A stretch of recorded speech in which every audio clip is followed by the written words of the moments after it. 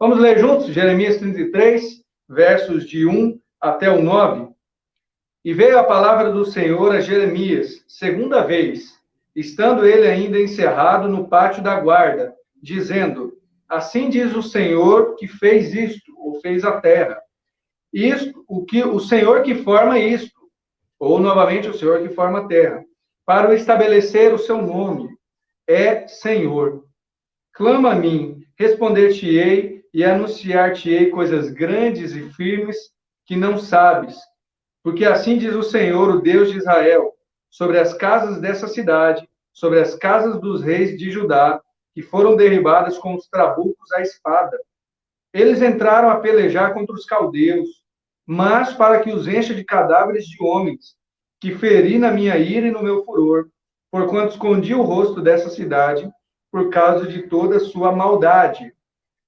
Eis que eu farei vir sobre ela cura e saúde, e o sararei, e lhes manifestarei abundância de paz e de verdade. Removerei o cativeiro de Judá e o cativeiro de Israel, e os edificarei como no princípio, e os purificarei de toda a sua maldade com que pecaram contra mim, e perdoarei todas as suas iniquidades com que pecaram contra mim e com que transgrediram contra mim. E esta cidade me servirá de nome de alegria, de louvor e de glória, entre todas as nações da terra, que ouvirem todo o bem que eu lhe faço. Espantar-se-ão e perturbar-se-ão por causa de todo o bem e por causa de toda a paz que eu lhe dou. Amém? Você acompanhou comigo aí, que bom. E a mensagem de hoje, a reflexão que eu quero ter contigo, é sobre o difícil caminho da fé. Ter fé, como o mundo, talvez, ou até nós poderemos pensar, parece algo tão fácil, tão óbvio, tão simples. Alguns acusam os cristãos, os crentes, de ter uma fé boba, uma fé infantil, ou da fé em si ser infantil. Mas nós sabemos, se você caminha com Jesus, você já sabe isso, ou tem a oportunidade de perceber que ter fé é muito difícil, ter fé é muito complicado, é um trabalhar constante do Senhor nas nossas vidas. E quantas crises de fé nós temos, né? Talvez você já tenha passado por crises na sua caminhada de fé aí, e não é querendo dar más notícias, não, mas se você está caminhando com Jesus, é muito provável que você vai, em algum momento, ter crise de fé. Crise de olhar para o mundo, ou no caso aqui, olhar para o que está acontecendo, e olhar para dentro de si, olhar para a palavra de Deus, e eu descreveria a crise da seguinte maneira. Você olha para a Bíblia e olha para o mundo, você pensa assim, mas não encaixa. Como assim? Deus está falando que ele é poderoso, Deus está falando que ele sabe todas as coisas, que ele tem todo o poder, mas olha o que eu estou vendo no mundo. Parece que a coisa não encaixa. Uma coisa é o que a igreja diz, ou o que a Bíblia fala, outra coisa é o que eu vejo no noticiário, ou o que acontece comigo até, no meu corpo, no meu sustento, enfim, na minha vida. Isso gera uma crise, gera uma ruptura, essa é a ideia de crise, uma ruptura. E aí a gente começa a questionar, a duvidar de algumas coisas. O Kierkegaard, que é um filósofo, teólogo, ele diz que aquele que é apenas otimista, não é fé, mas aquele que é apenas otimista, ele se frustra, porque uma hora o otimismo dele vai se quebrar. E aquele que é pessimista, ele envelhece na alma, porque ele só olha tudo com a sua forma pessimista de enxergar, tudo vai dar errado, mas aquele que tem fé permanece na sua mocidade, ou seja, aquele que tem fé permanece no seu ânimo. Eu concordo com o Kierkegaard, eu acredito que quem tem fé permanece olhando, animado, olhando para Jesus, ou melhor, eu vou trocar a palavra animado para perseverante, porque animado, claro, é verdade, mas nos dá a ideia de aquela pessoa que está todo dia sorrindo, todo dia feliz, só coisa boa acontece com ele, e quem tem fé sabe que não é assim. Tem dias bons, mas tem dias maus também, tem dias tristes. Nessa difícil caminhada, que é olhar para o que acontece ao nosso redor, olhar para o que acontece com a nossa vida, e olhar para a Bíblia, isso é fé, e é difícil fazer isso, essa conexão. É uma caminhada complicada. Quem sabe muito bem nos dizer que isso é difícil é um profeta chamado Jeremias. Esse sofreu, viu, gente? Esse conseguiu sofrer bastante. A profecia que a gente leu aqui, ele estava encerrado. Aqui diz o nosso texto em termos de introdução, né? Ele estava encerrado no pátio da guarda. Jeremias estava profetizando. O contexto é o seguinte: a Babilônia, né, chamado aqui de caldeus, eles estavam cercando Jerusalém. Estavam para tomar Jerusalém. E Deus já havia entregado Jerusalém e toda Judá e Israel para a Babilônia. Por quê? Nós vamos descobrir aqui, mas você já deve ter uma certa noção do porquê, você que conhece as Escrituras. Aí Jeremias começa a dizer: isso vai acontecer, vocês vão sofrer, vai ter o castigo de Deus, Deus vai pesar a mão sobre Judá, sobre Jerusalém. E o que acontece? Você imagina que o rei aplaudiu Jeremias, deu assim presentes para ele? De modo algum.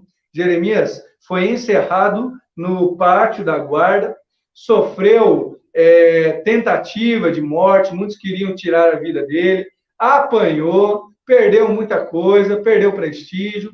Naquele mesmo tempo havia profetas, falsos profetas, né? Dizendo para o rei que não, que isso não ia acontecer, uma hora Deus ia dar livramento, mas sem mostrar o pecado do povo, sem apontar o pecado. Jeremias estava sendo íntegro na sua fé. A palavra do Senhor veio a ele e ele estava dizendo a palavra do Senhor correta. Jeremias era apenas um instrumento. E o que aconteceu com ele? Ele sofreu. Mas instrumento de quem? Veja como Deus se apresenta no verso 2. Assim diz o Senhor que faz isto. Você percebeu que quando eu li, eu pontuei que faz a terra. A ideia de que Deus está mostrando que Ele é criador, Ele é fundador de toda a terra e também de toda a Jerusalém, a cidade. Ele que é o Senhor dos céus e da terra, Ele também é Senhor de Jerusalém, Ele também é Senhor de Israel. Então, Ele faz isso e Ele não é, em nenhum momento, pego de surpresa. Ele, em nenhum momento, perdeu o controle. Vale lembrar, a nível introdutório também, para a gente entender o contexto, vale lembrar que o povo em Israel, em Judá, acreditava que aquele reino que perdesse a batalha também simbolizava que o Deus dele tinha perdido. Muitos israelitas, depois que a Babilônia entra em Jerusalém e destrói Jerusalém, né, e retira vários para levar para a Babilônia, muitos têm aquilo que eu comentei, tem crise de fé, porque eles acreditavam num Deus que ia lhes dar vitórias em batalhas, em guerras, em todo o tempo. E eles tinham essa ideia de que eu comentei. Se eles perdiam, era sinal que o Deus deles perdia. Então, como foram à Babilônia, perderam a guerra, e o nosso Deus? Houve crise de fé, e naquele momento, Deus usou outros profetas para também amparar, para se revelar a eles, o profeta Ezequiel, o profeta Daniel, entre outros. Aqui Jeremias está no limiar. Provavelmente falta um ano para a Babilônia entrar, destruindo os portões de Jerusalém, acabando com tudo. Neste momento, a Babilônia está apenas cercando Jerusalém. É provável que fosse o ano 587 a.C., se está certo aqui os comentaristas, ao entenderem esse tempo da profecia. E Jeremias está dizendo: olha, quem é esse Senhor? É Ele que fez o céu, Ele que fez a terra, no caso, né? E Ele faz tudo isso para estabelecer o seu nome. O seu nome é Senhor.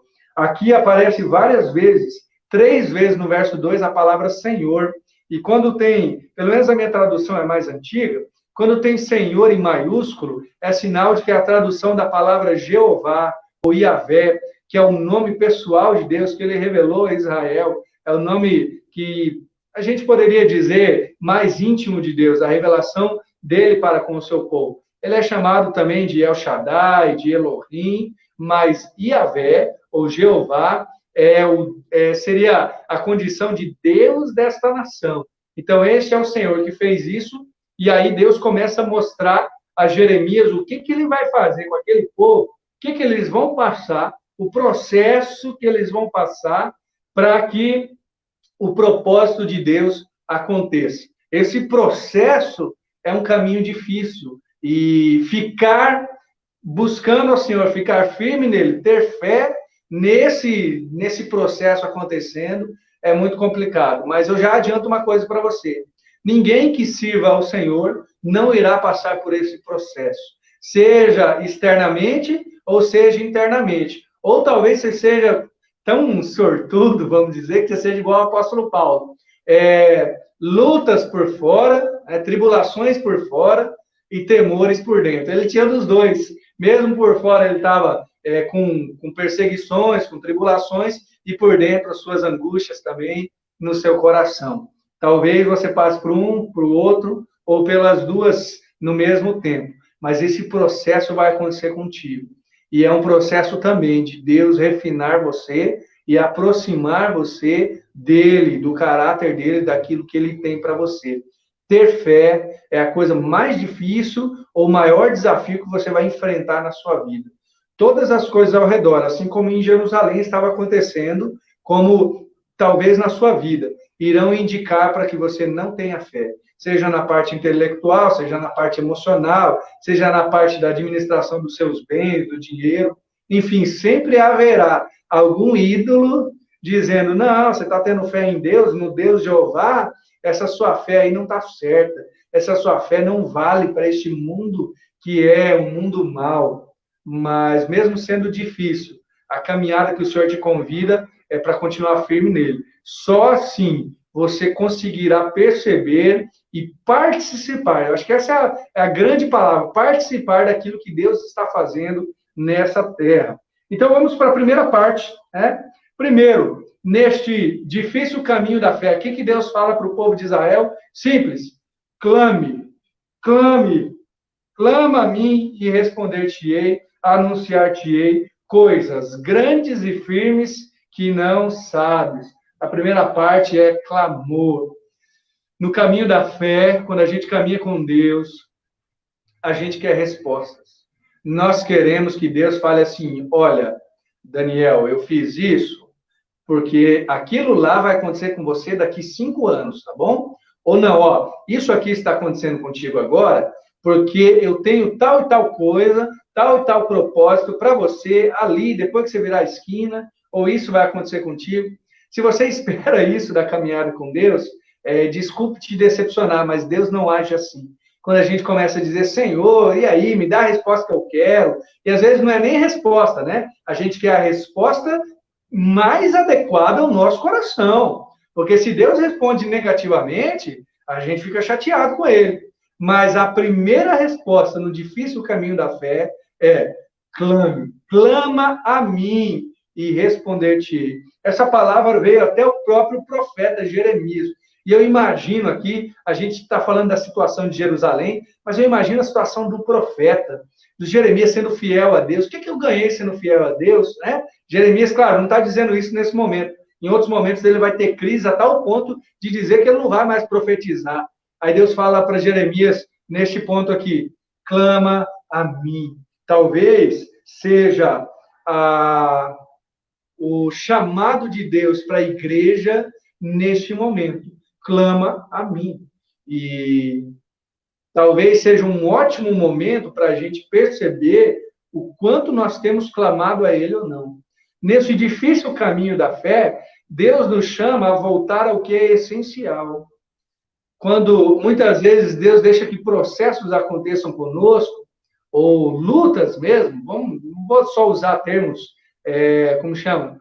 Termos mais eufemismos, né? Luta, coisa ruim. Muitas vezes é para que a gente seja refinado e volte ao que é essencial. Eu creio que Deus também faz isso. E o essencial começa com clame a mim. Será que a segurança ao clamar ao Senhor? Será que Ele vai ouvir? Vamos falar a verdade? Quantas vezes não pareceu que Deus não nos ouviu? Não é verdade? Quantas vezes a gente já orou, já clamou, já falou com Deus e parece que o céu está de bronze, está fechado. E a resposta de Deus é continue clamando a mim, continue me buscando. E às vezes a gente quer dar um monte de resposta, mas por que será que não aconteceu? Será que é algum pecado escondido? Bom, se você tem pecado, o primeiro clamor seu é de pedir perdão. Mas às vezes é um desejo que Deus nos faça depender dele nesse processo de clamar, ser refinado e trabalhado por ele.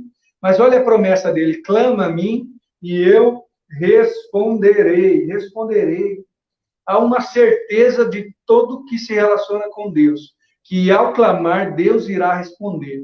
Veja o detalhe: Deus não vai responder aquilo que a gente quer ouvir, ele vai responder aquilo que ele quer falar para nós. Mas quando a gente começa a clamar, sabe o que acontece? Começa a ser produzido em nós a capacidade de ouvir. Antes de clamar, nós estamos na correria. Antes de parar para orar, nós estamos no barulho. E às vezes isso acontece até fisicamente mesmo. Quando eu vou orar, quando eu me ajoelho, muitas vezes parece que eu estou agitado, estou pensando em um monte de coisa. Aí me ajoelho para orar, eu sento e paro, fecho os olhos. Tem que silenciar alguma coisa lá dentro para que eu consiga orar. E às vezes é tão difícil. O ato de clamar vai produzindo em nós a capacidade de ouvir, a capacidade de silenciar os gritos lá fora, para que a resposta de Deus chegue ao nosso ouvido, ao nosso coração. Clama e Deus diz: eu responderei. Será que não é por falta de clamor que Deus não tem respondido? Será que não é por falta de clamar a Ele que Ele não tem falado tanto conosco? Porque se você olha na história da igreja, na história de Israel, na história do Novo Testamento, toda a igreja e toda pessoa que clamou foi respondida. Todo mundo que viveu uma vida de clamor, de oração, continuou e caminhou com Deus cada vez mais profundamente. Então, se a gente não tem tido um relacionamento profundo com Deus, ou Deus mudou as coisas, ele vem trabalhando assim desde Israel, Novo Testamento, história da igreja, agora resolveu mudar. Ou a gente que mudou, ou a gente que está achando que Deus vai falar conosco sem que a gente clame a Ele primeiro, sem que a gente se coloque de joelhos, se coloque prostrado diante dele. E eu diria uma outra coisa: a gente tem clamado, sim, mas muitas vezes a gente tem clamado a ídolos. Talvez o fato de nós, eu diria assim, talvez esta crise está nos ajudando a perceber quantos ídolos a gente tem, quanta segurança nós temos tido em ídolos. Novamente, eu sempre busco explicar, não sou contra você ganhar seu salário, por exemplo, e eu espero que você esteja conseguindo, e temos orado por isso, para que você tenha o seu sustento. Mas uma coisa é ter o nosso salário, o nosso sustento, outra coisa é depositar no nosso coração, nas propriedades, nos bens. Jesus, numa parábola, diz que um homem muito rico, né, teve grandes riquezas. Este foi o contrário de toda a crise, porque ele ganhou muita coisa, mas ele se afastou de todo mundo, ele construiu grandes celeiros, achou que a alma dele estava bem, conversou com a própria alma e disse: regala-te, aproveita a vida, né? E aí Jesus chama aquele homem de louco, porque Deus pediria a alma dele. E que adianta ganhar o mundo inteiro e perder a alma? É a pergunta de Jesus. Eu acredito que muitas vezes o nosso coração tem clamado a ídolos. Eu citei o dinheiro, mas existem outros inúmeros ídolos. Clame ao Senhor. Olhe para o seu coração e veja se você tem colocado, depositado a sua vida no Senhor. E o Senhor responderá do jeito dele, no momento dele, conforme ele desejar. Para Jeremias, ele disse assim: eu responderei. E outra coisa, eu anunciarei. É como se ele dissesse: eu pregarei a você coisas grandes e firmes, que você, Jeremias, e se Jeremias não sabia, Deus disse que tu não sabes. Se Jeremias não sabia, quem era o Israel para saber, ou Jerusalém ali para saber. É interessante quando Deus fala que vai falar coisas grandes e firmes. A palavra firmes aqui tem a ideia de muros altos. Uma tradução usou o termo intransponíveis. Imagine você próximo de muros de 5 metros e você ali sem nenhuma ferramenta para escalá-lo. É impossível você ver o que está atrás do muro. Deus está dando essa ideia. Clama a mim e eu vou responder coisas grandes e ocultas e intransponíveis que você, Jeremias, não consegue enxergar, mas eu consigo. Tá aí outra coisa da fé, né? A fé também é um caminho difícil, porque a gente anda por digamos assim, muitos passos dos quais a gente não consegue enxergar o próximo passo. Quando a gente começa a seguir Jesus, muita coisa não está explicada para nós, muita coisa a gente não sabe o que vai acontecer. Quem imaginaria, né? A gente falou bastante isso aqui, o irmão Renato, o irmão Reinaldo. Quem imaginaria que a gente estaria assim, em pleno julho de 2020? Mas Deus pode, mesmo em meio a situações que a gente não compreende, anunciar coisas intransponíveis. E o que é intransponível? É aquilo que vem diretamente do próprio Deus. Tem coisas que a gente pode conhecer, talvez com muita pesquisa, com muito estudo. Eu espero, né, e todos nós esperamos, que a pesquisa científica logo ache uma vacina para o coronavírus, mas há coisas que são intransponíveis. E Deus diz a Jeremias: clama a mim, viu? Que eu vou responder a você e eu vou mostrar para você, vou anunciar coisas que você não sabe, que você não tem ideia. Um outro detalhe é que toda vez que eu oro, eu também tenho que perceber que eu não sei. Quando você se coloca diante de Deus, você se coloca na condição de alguém que não sabe, de alguém que precisa. Toda oração, no final das contas, é uma humilhação nossa para com Deus. Toda oração, e é interessante que a ilustração, o jeito mais comum de orar é ajoelhado. E é uma ótima forma de exemplificar, porque é humilhação, estamos ajoelhados, humilhados, não conseguimos fazer nada, mas clamamos àquele que pode e clamamos àquele que sabe. Ele prometeu a Jeremias anunciar coisas que Jeremias não sabia. Então, em toda oração, eu reconheço diante de Deus: Senhor, eu não sei, há coisas que eu não sei mesmo. E nesse difícil caminho da fé, a gente continua caminhando e Deus responde a Jeremias coisas ocultas, coisas intransponíveis, mas a primeira parte da resposta dele é que ele diz para Jeremias, e para Jeremias anunciar para o povo, preparar-se para respostas desagradáveis. Essa é a segunda parte.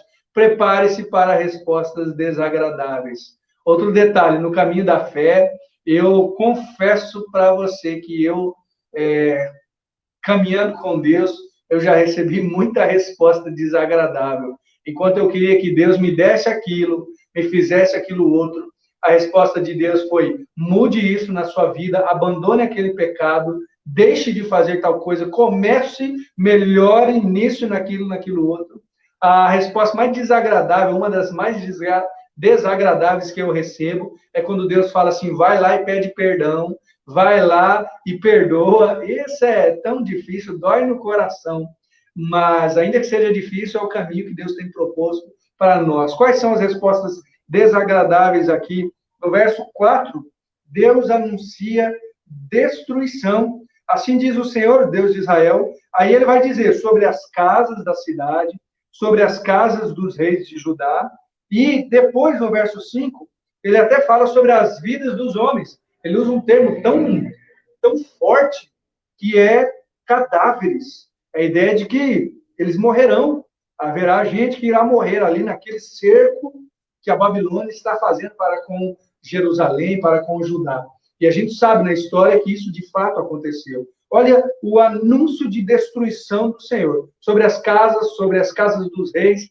É provável aqui que eles tinham destruído algumas casas para usar a madeira, usar os materiais, para colocar no portão, para colocar nas muralhas, para proteger, para que os babilônios não chegassem. E Deus está dizendo: isso é inútil, porque vocês serão destruídos por causa do pecado. Depois Deus vai explicar também novamente. Diante daquilo que Deus faz, a única coisa que a gente pode fazer é se arrepender, é se prostrar. Se Deus tem condenado algum pecado sobre mim, se Deus tem condenado em mim algum pecado na sua vida, se Deus tem condenado algum pecado em você, a única palavra que eu tenho para você de aconselhamento é: arrependa-se. Arrependa-se e mude enquanto é tempo. Porque Deus não negocia pecados. Deus não faz acordos para que você mantenha o seu pecado. Prepare-se, se você tem acalentado no seu coração pecados, se você tem, inclusive, pecados do jeito como você lida com os outros, a primeira resposta negativa de Deus é algum tipo de destruição, de desfazer aquilo que você tem construído no seu pecado. Tem gente que constrói impérios com pecado. E aí, o que Deus faz? É a crise do salmista, do Asaf, lá no Salmo 73. Ah, Senhor, mas eu vi gente que faz coisa tão errada, tendo tanto. Deus mostra para ele, eles estão num local escorregadio. Logo eles irão cair. Em outro salmo, é dito que aquele que não reconhece que o Senhor existe é um tolo. Diz o tolo em seu coração, não há Deus. E naquele salmo ainda, ele fala desse tolo que maquina o mal. Deus, repito para você, Deus não negocia pecados. Abandone, arrependa-se, porque a palavra de Deus para todo pecado acalentado no meu coração é destruição. É, no final das contas, morte. E eu digo com toda sinceridade, todo pecado, se for alimentado, se for acalentado, acariciado, amado, escondido, ele irá gerar morte. É como um hematoma no seu corpo. Pode ser que só naquele local ele esteja doendo, mas se você não tratar, uma hora ele irá se expandir. Deus não negocia pecados. A palavra foi para com Israel. Eu vou destruir vocês. Vou destruir Jerusalém. E aí, qual é o motivo, então? O motivo da destruição? Por causa de toda a maldade. É o final do verso 5. Por causa de toda a maldade que vocês fizeram, eu destruirei vocês. Novamente, vou falar mais uma vez, Deus não negocia com pecados. A única negociação é o arrepender-se e o abandonar a prática do pecado, seja ele qual for. Israel tinha dois tipos de pecados. Aqui Deus resume, através do profeta, o pecado da maldade. Mas nos parece que o que ele está mostrando é o pecado da injustiça. Eu diria dois pecados grandes, né? A gente sabe que não há diferenças de pecados, todos eles ofendem a Deus da mesma maneira, mas os pecados mais expressados em Israel, por assim dizer, era o pecado da injustiça, que era provavelmente o pecado que foi colocado aqui, que era o seguinte, era mais do que corrupção, porque quando a gente fala de corrupção, a gente está falando de um governo que tem leis e que quebra essas leis para o seu próprio benefício. Ali, as leis aceitavam e acatavam o erro. As leis beneficiavam o rei e os amigos do rei, os servos próximos do rei. Havia leis injustas, e a isso Deus chama de maldade. Que o camponês lá no campo, que plantou, que colheu, ele perde muitas vezes o dinheiro dele, passa fome, mas o rei, os amigos do rei, que retém aquele valor, não passam fome, esbanjam, jogam fora e tal. Essa era uma das maldades em Israel. E a outra maldade, você deve imaginar, que é a prática da idolatria, que muitas vezes os profetas simbolizaram com a prática do pecado sexual, que também era um erro, também era um pecado, mas a ideia era que toda vez que Israel idolatrava, toda vez que Israel colocava o seu coração em um ídolo, seja ele Baal, seja ele Marduk, seja ele Aserá, qualquer outro ídolo, Astarote, era como se ele estivesse traindo o Senhor que os chamou, que os redimiu. Esses dois pecados, idolatria e injustiça, eram o motivo da destruição. E alguns em Israel chegaram a dizer, por que Deus fez isso? Por que Deus fez tal coisa conosco? Quando sofreram, né? Quando tiveram o castigo de Deus. E eu diria, às vezes a gente sofre por causa de pecados, mas eles estão tão cauterizados na gente que nós perguntamos, ué, Senhor, por quê? Por que o Senhor está me castigando desse jeito? Ou por que tudo isso, né? Por que o Senhor está lidando dessa forma? Porque, novamente, a resposta de Deus para o pecado é castigo, é ser firme mesmo. Então, não acalente pecado no seu coração. Aprenda com Israel, né? Ou com o que Israel fez, o que aconteceu com ele. E a essência da destruição aqui é Deus escondeu o seu rosto. É uma ilustração, né? No verso 5 ainda, fala que porquanto escondi o rosto desta cidade. Essa é uma ilustração tão interessante, né? Deus esconder o rosto. Era uma ideia bastante conhecida em Israel. Lá em Números, no capítulo 6, tem a bênção de Arão, né? Araônica, a bênção. E diz que o Senhor faça resplandecer sobre ti o seu rosto, te dê paz. A ideia de Deus estar com o rosto voltado para nós era de que Deus concordava conosco, que Deus tinha prazer no que a gente fazia, em nossas práticas. A oração do salmista, no Salmo 67, também é que Deus faça resplandecer sobre nós o seu rosto também. Então, era uma petição, era um tipo de maneira de falar sobre Deus que ilustrava a concordância de Deus. Enfim, Deus aceitando aquilo que Israel fazia, ou tendo prazer. E quando Deus virava o rosto, claro, simples, Deus estava contra a prática de Israel. Mas veja que essa ilustração é tão boa porque ela se dá de modo relacional. Né? Não é Deus deixou de assinar o contrato, ou Deus, enfim, não quis pagar tal coisa. Não, virar o rosto também tem a ver com, essa ilustração também traz a ideia de relacionamento. Deus está bravo, Deus está... qual que seria a palavra, né? Deus está realmente contra o povo de Israel. Essa é a ideia, né? É uma ideia até forte, né? Mas é o que a palavra de Deus diz. E eu preciso ainda, antes da gente entrar na notícia boa, porque tem notícia boa nesse texto, graças a Deus por isso, mas nessa caminhada da fé tão difícil, eu preciso ser honesto contigo também. A gente precisa se perguntar, e aí, o que está acontecendo com a gente? A pandemia é castigo de Deus? Deus está castigando? Deus virou o rosto dele contra a humanidade agora, como ele fez aqui na época de Israel? A gente pode dar respostas fáceis, clichês, que talvez respondam aí para quem não está interessado em se aprofundar. Eu acho que não são as respostas certas. Os dois clichês, tanto para um lado quanto para o outro. Sim, Deus está castigando, ele está castigando aí o povo com o coronavírus. E quem diz, não, Deus não está castigando, porque Deus é só amor. Ele não faz isso. Bom, eu diria que a resposta ela é um pouco mais difícil, um pouco mais, como todo caminho de fé, né? Ela é um pouco mais profunda. Eu acredito que, de forma pessoal, não. Essa é a resposta que eu tenho tido. Até eu comentei com os irmãos no começo do isolamento, numa aula de EBD. Eu acredito que não no sentido de castigos pessoais, individuais.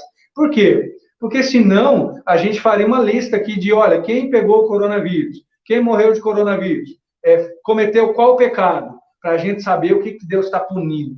Não, eu não consigo perceber isso, porque também tem muita gente que crê em Deus, que está firme no Senhor, que infelizmente contraiu o vírus, infelizmente alguns faleceram por causa do coronavírus. Então, eu não consigo ver como um castigo pessoal, do tipo, você, fulano de tal, pecou, então tá aqui, ó, vai pegar o coronavírus. Não, de forma alguma. Mas há um agir de Deus nisso tudo? Sim.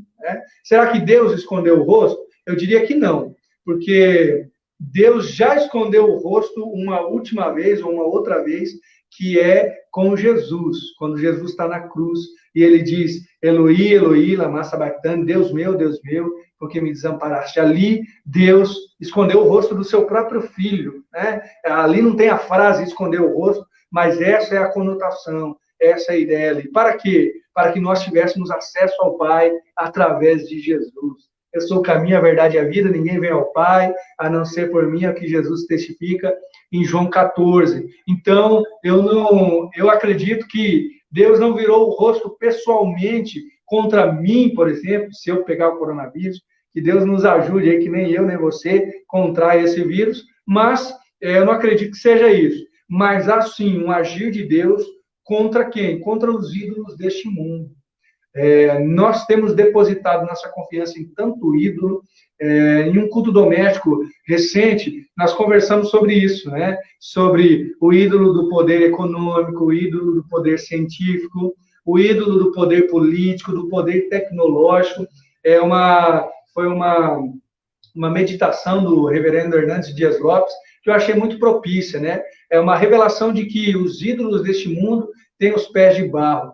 Deus, sim, está contra estes ídolos e está mostrando para nós. O coronavírus, de certa forma, está servindo. Eu não quero diminuir a dor das famílias que estão passando por isso, mas, de certa forma, ele está servindo para mostrar que os ídolos deste mundo não têm a capacidade de nos proteger, não, são apenas ídolos, não são Deus. Portanto, a nossa confiança tem de estar no Senhor. Eu me lembro de uma ilustração que eu faria aqui, lá em 1 Samuel, no capítulo 5, os filisteus, inimigos do povo de Israel, tomaram a Arca da Aliança, que era uma arca, uma espécie de um baú, né, que representava a presença de Deus na terra. Isso durante o Antigo Testamento. E eles tomaram aquilo, ficaram muito felizes, levaram para o templo do seu Deus. No caso, o Deus dos filisteus ali chamava Dagon. E colocaram lá. Alguns estudiosos dizem que eles tinham essa prática mesmo. Pegavam tudo que representava dos outros deuses e colocavam abaixo do Dagon, que era o deus deles. Então, a estátua do deus deles ficava lá e todas as outras representações de Deus ficavam abaixo do Dagon. Aí eles não sabiam que a Arca da Aliança não era a representação de Deus. Era apenas uma manifestação de Deus, um símbolo de Deus estar no meio de Israel. Sabe o que aconteceu? Fecharam a porta no outro dia, quando foram ver, a estátua de Dagon estava caída. Opa, pera lá, o que aconteceu? Pega de novo, bota a estátua lá, fecha a porta no outro dia, quando vai ver, está caída, sem a cabeça, sem os braços. Por quê? Porque Deus está mostrando aos filisteus e ao povo de Israel que nenhum ídolo fica acima deles, nenhum ídolo consegue, seja Dagon, seja qualquer um que for. Eu uso essa ilustração para eu entender um pouco também do que está acontecendo. Nenhum ídolo deste mundo é suficiente para que depositemos a nossa confiança nele. O Senhor está acima de todo e qualquer ídolo. Talvez não seja uma estátua, talvez não seja a estátua de Dagon, mas todo e qualquer outro ídolo que colocamos a nossa confiança nele tem se mostrado incapaz neste tempo. E aí, vamos para frente.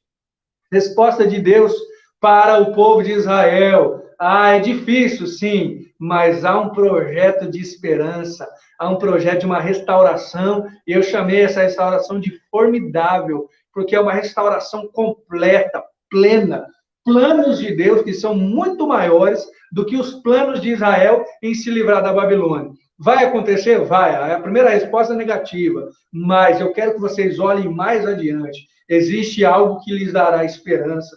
E eu quero lembrar com você alguns desses pontos aqui do projeto de esperança que Deus tem para com Israel. Primeiro deles, verso 6. Eis que farei vir sobre ela, ou sobre a cidade de Jerusalém, saúde e cura, e o sararei. Então, a primeira parte é saúde e cura. Talvez na sua tradução esteja restauração. A ideia aqui é de uma restauração que não chega a ser apenas estrutural da cidade. Não é só reconstruir os muros, não é só criar o parquinho de novo, não é reconstruir o templo, mas a restauração traz ideia de uma restauração orgânica. A palavra, inclusive, usada aqui, é a palavra de difícil tradução, que voltar para casa, algo desse tipo. Deus irá trazer cura e saúde e restauração.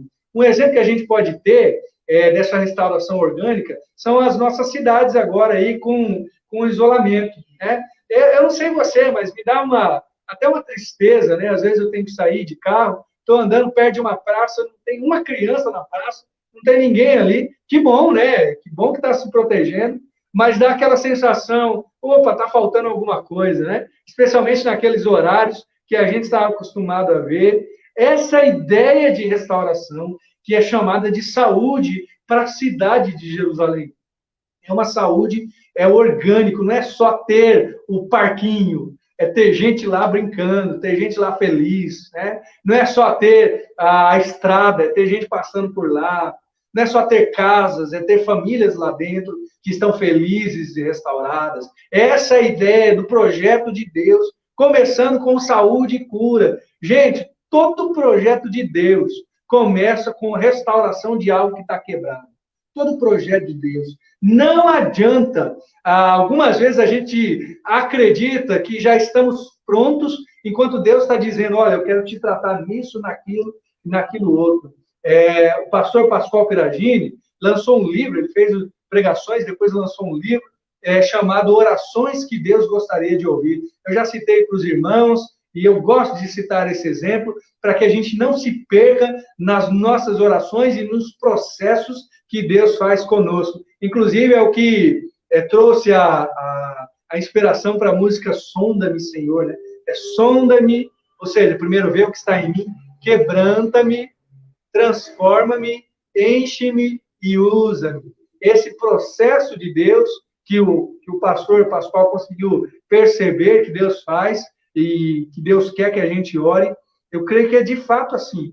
Primeiro ele sonda, depois ele até quebranta, aí ele transforma, ele restaura e cura. Só depois, e depois ele enche, né? E só depois ele usa. Tem gente que não está nem deixando Deus sondar o coração e já está dizendo, Senhor, estou pronto, me usa, faz aí, o que o Senhor quer que eu faça? O que é para eu botar a mão na massa? E Deus está dizendo, calma, a primeira parte do projeto é saúde e cura, é olhar lá para dentro, é restaurar o que está quebrado lá dentro. O projeto de Deus, de esperança de Deus, é trazer restauração para você, para a sua vida, eu diria para suas emoções, lidando lá no fundo daquilo que você tem, às vezes, escondido, que você nem gosta de pensar. Tem coisas que a gente não gosta, não é só de falar, que a gente não gosta nem de pensar. Tem gente que a gente não gosta nem de lembrar que existe. É lá que Deus quer tratar. E, gente, eu volto a repetir o tema de hoje, é um difícil caminho. Tem gente que abandona a fé por causa disso. Porque sempre que você caminha com Deus, uma hora ele diz para você, opa, esse local aqui que está doente, eu vou botar a mão e eu vou tratar. E não adianta esconder. O projeto de Deus começa com saúde e com cura. E você está vivendo isso também? Você tem vivido essa restauração de Deus na sua vida? Continue caminhando com Ele, porque Ele sempre faz isso. Ele sempre nos chama a nos sondar, e aí Ele nos quebra, nos quebranta, e aí Ele começa a nos transformar, nos encher. Esse processo de restauração acontece com todos nós. Depois, o que há mais? Ainda no verso 6, manifestarei abundância de paz e de verdade, é o que diz no meu texto aqui das Escrituras, paz e verdade. Talvez na sua tradução esteja paz e segurança, ou prosperidade, até são palavras também de difícil tradução, mas são palavras gêmeas, ou não gêmeas, são irmãs, vamos dizer assim.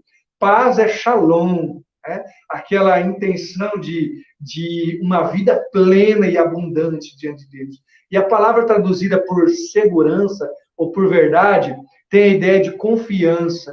Deus trará para o povo, depois da saúde e cura, um shalom, uma plenitude de paz. Essa é a ideia. E também uma confiança nele. Por isso, alguns traduzem como verdade ou como segurança. É isso que nós iremos experimentar do Senhor. Você já não experimentou disso? Lá fora o mundo caindo. E você no shalom de Deus, na paz de Deus. Por quê? Porque faz parte do projeto de esperança de Deus. Essa parte eu diria que não é tão difícil. É difícil chegar lá, mas quando Deus nos responde com a paz dele, com essa confiança plena no nosso coração para com ele, é tão bom, né? Tão gracioso. Terceira parte, Deus irá remover o cativeiro de Judá. Ele, em outras traduções, Deus irá mudar a sorte. A ideia é que Deus vai transformar o que está acontecendo com Judá. Qual é a situação dele? Eles vão para o cativeiro, mas Deus irá trazê-los de volta. A gente, às vezes, até acredita que se a gente colocar as coisas na mão de Deus, vai dar errado. Tem gente que muitas vezes pensa isso. Não, olha, se eu disser, Deus, faz da minha vida o que o Senhor quiser, parece que Deus vai fazer só o que a gente não quer. Algumas vezes vai acontecer isso. Mas mesmo quando Deus faz o que a gente não quer, é para que lá na frente seja melhor para nós. O difícil é que ele não explica. Às vezes ele está tratando em nós aqui, ele não está dizendo, ó, você precisa ser tratado aqui para amanhã aquilo lá acontecer. Então, o que eu faço? É simples, eu aceito o tratamento de Deus porque eu amo a Deus e eu confio nele.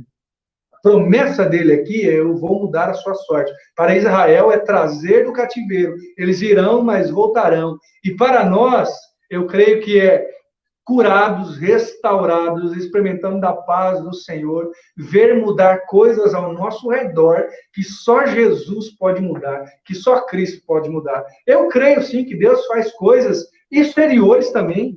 Eu falo bastante do que acontece interiormente, mas eu creio que Deus muda situações no exterior. Deus faz a gente vencer vícios, Deus faz a gente criar um ambiente ao nosso redor de paz, de alegria. Uma família que está destruída, coloque-se diante do Senhor, quebrante-se diante dele, que ele tem planos de restauração, sim, de mudar a sorte, de trazer de volta do cativeiro, seja lá como a gente quer dizer, faz parte do projeto de esperança de Deus também, restaurar vidas, restaurar relacionamentos, mas ele precisa tratar, ele precisa ter a liberdade de tratar em mim, em você. E a quarta parte desse processo, desse projeto de esperança, está no verso 8, é a purificação.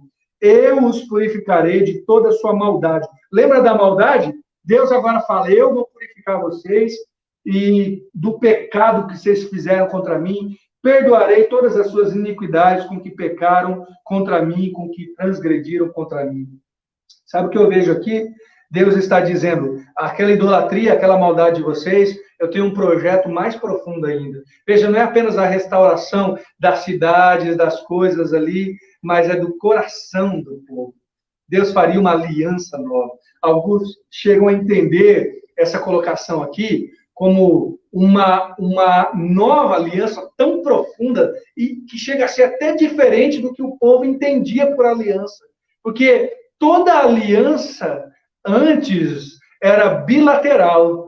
Olha, eu cumpro, você cumpre também. Ah, você não está cumprindo? Então acabou o nosso acordo. Mas Deus faz uma aliança do tipo que não é um contrato. Alguns chamam de aliança da promessa ou aliança do amor, porque Deus está dizendo: olha, sabe a parte de vocês? Eu vou fazer. Sabe, vocês têm que abandonar o pecado, têm que deixar a maldade? Eu vou purificar vocês. Gente, e eu me conheço, você deve se conhecer. Se Deus não purificar os meus pecados, eu não consigo sair deles. Ah, peraí, pastor, e tudo que você acabou de falar, de lutar contra pecados, de deixar que Deus sonde, sim, eu preciso me quebrantar, eu preciso me colocar diante dele. Mas é ele que dará a força, é ele que dará a capacidade. Eu faço tudo o que eu posso. Essa é a ideia, tudo que eu consigo fazer, mas tudo que eu consigo fazer ainda não é suficiente. Mas quando Deus me vê fazendo tudo, ele vai lá e dá a graça dele, faz todo o restante, todo o que é necessário. É isso que ele está dizendo para o povo: eu vou purificar vocês, eu vou tirar e remover o pecado de vocês. O que a gente vê aqui nisso tudo, neste castigo, neste renovo? Um processo. Deus traz o juízo, mas Deus também vai renovar. E nisso tudo nós temos esperança. Também esse processo acontece de uma única maneira, através do próprio Deus. E tudo isso, pelo menos eu vejo que aponta de uma forma clara para Jesus. Isso se cumpriu em Jesus. Jesus é a purificação. Jesus é, de fato, aquele que pode nos fazer ser justificados, pode retirar os nossos pecados, tornar-nos limpos. E eu espero que você tenha encontrado Jesus, porque essa palavra se cumpre plenamente nele. E por final, no último ponto, rapidamente, Deus apresenta um propósito inabalável no verso 9. Esta cidade me servirá de nome, de alegria e de louvor. Este propósito inabalável continua sendo assim. Continua. Nós fomos criados para louvor e glória do Senhor. Você foi criado para servir de louvor e de glória do Senhor. Tudo que acontecer contigo, enquanto você estiver nas mãos de Deus, saiba que é Ele trabalhando para que você sirva de louvor e glória ao Senhor. E Deus sabe. Alguns Deus irá colocar de um modo que milhares, centenas de milhares de pessoas vejam e glorifiquem a Deus por causa da vida dessa pessoa. Outros serão colocados apenas para a sua família ver. mas ainda assim Deus será glorificado através dessas pessoas. Eu não sei qual que é a sua condição, mas você foi criado para louvor e glória do Senhor. E enquanto não entender isso, você ficará vagando entre propósitos que não são aqueles aos quais você foi criado. O propósito inabalável de Deus é te tornar para louvor e glória dele. Lá em Efésios 1, Paulo louva a Deus, diz: bendito seja o Deus e Pai de nosso Senhor Jesus Cristo, que nos abençoou com todas as bênçãos espirituais nos lugares celestiais em Cristo Jesus, como também nos elegeu nele antes da fundação do mundo, para que fôssemos santos e irrepreensíveis diante dele em amor, e nos predestinou para filhos de adoção por Jesus Cristo para si mesmo, segundo o bom propósito da sua vontade, para louvor e glória da sua graça, pela qual ele nos fez agradáveis a si no amado. Nós fomos criados e todo o trabalhar de Deus em nós, inclusive todas as bênçãos que Deus derrama sobre nós, é para que a gente sirva esse propósito inabalável, para louvor e glória do Senhor. Deus não mudou, Israel também tinha esse propósito, e você, na sua casa, a sua família, também foi criada para louvar e glorificar o nome do Senhor. E quando você louva e glorifica o nome do Senhor, você serve de testemunho. Aqui diz que as nações vão até se espantar por causa de todo o bem, toda a paz que Deus fez ou iria fazer para com Israel.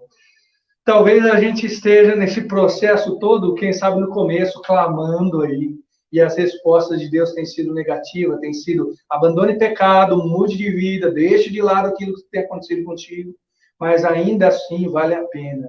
Ainda assim, no mínimo, eu estou aqui para te dizer: olhe para o Senhor, Deus tem projetos de esperança na sua vida. É difícil? É difícil. Muitas vezes eu não consigo enxergar, eu não consigo olhar para o Senhor e ver que Ele está cuidando. Gente, sinceramente, e talvez você esteja assim também. Não, eu sei que Deus cuida, porque na Bíblia Deus cuida, mas e na minha vida? E como que eu encaixo essa ideia da fé? Como que eu encaixo a Bíblia com a minha história de vida? Eu diria assim: olhe para a palavra do Senhor, para o que ela diz lá para o futuro, como foi com Israel. Olha, eu vou mudar a sorte, eu vou purificar, eu tenho projetos de esperança para vocês. Nós temos confiança em Jesus, que tudo que nós temos está guardado nele. Nós lemos hoje de manhã João 14, não se turbe o vosso coração. É promessa dele lá para o futuro: eu vou preparar a morada. Você está firme com Jesus. Mas algumas vezes nós temos que olhar para o passado também. Temos que olhar para o que Deus já fez. O que Deus já fez na sua história.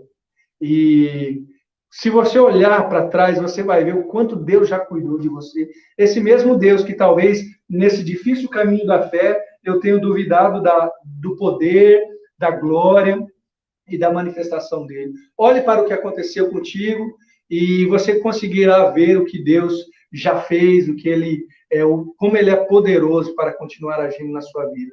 Eu, pensando nisso, eu confesso que eu fiquei conversando, eu fiquei brigando com esse texto durante a semana, sabe? Não sei se você já brigou com o texto, mas você começa a ler, até encaixar as coisas, entender, encaixar com a sua vida.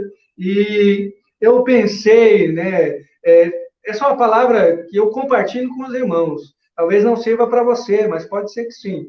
E eu pensei: como é fácil eu duvidar, como é fácil a minha alma plantar, ao invés de fé, dúvida na minha vida, na minha perspectiva de vida.